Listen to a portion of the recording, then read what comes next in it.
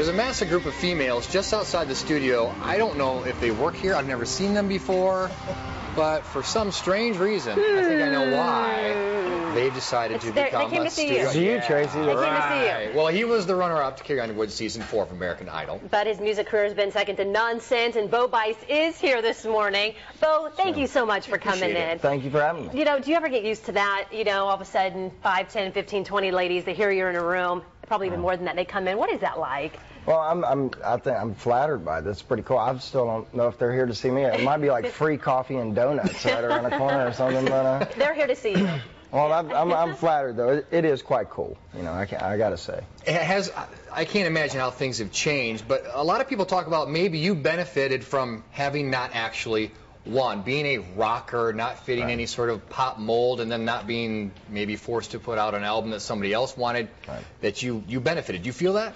Well, you know, one of the coolest parts about Idol for me was going on there and not ever having any kind of preconceived idea of what I was going to do. I just truly stuck to what I was doing out of just necessity. It was like I played songs I loved, you know, and so leaving Idol and, as you said, coming in second, you know, I had been quoted right after the show. People said, "What were you thinking when you were standing there?" And I was going, "Please don't win this," you know, and I caught some flack for it because, you know, I was very grateful to make it as far as I did. I wouldn't be here without all the fans. But also, exactly what you said, I just didn't know that American Idol, the franchise, would know what to do with some guy that's a Southern rock kid, you know what I mean?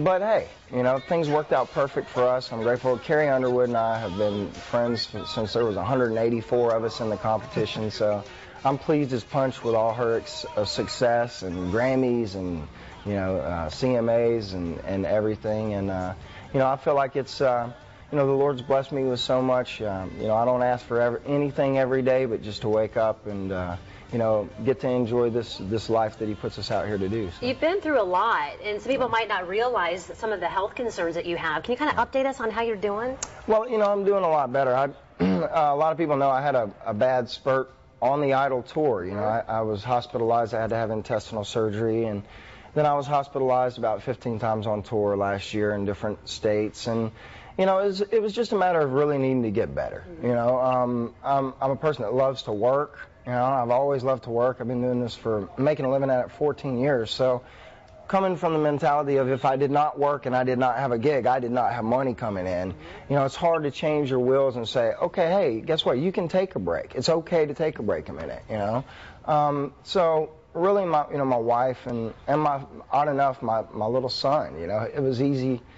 He kind of kept me down, you know, being a dad, and so I've enjoyed just having the time since October to write a new album and to be a dad and a husband and build a home studio and, you know, just be a little country redneck from Alabama having fun, you know. Well, this tour you're on now, I guess you could say it's certainly scaled back from being on an American Idol tour. Is it intentional because you're still recuperating, or just because you prefer it in this sort of more intimate format?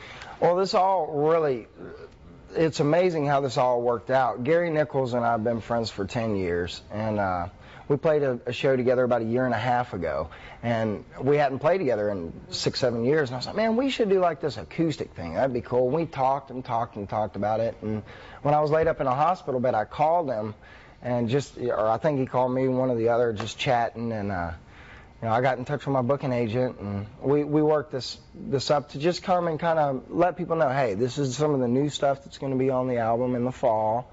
And then also, like I said, you know, right before Idol, a lot of people don't know this, but I was sitting on a bar stool playing music in pubs and bars and stuff, and so this is really getting back to what I love to do. So it was intentional to do an acoustic thing, and like I said, hopefully this will wet their whistles for what's coming out in the fall. Got an album coming out in the fall again tonight. Here is where you can see Bo Bice. He is at the Music Mill. There's the information.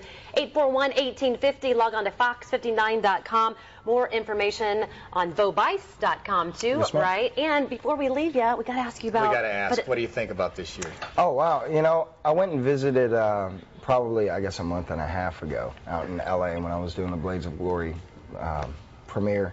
And, you know, it's so nice. I go back every year.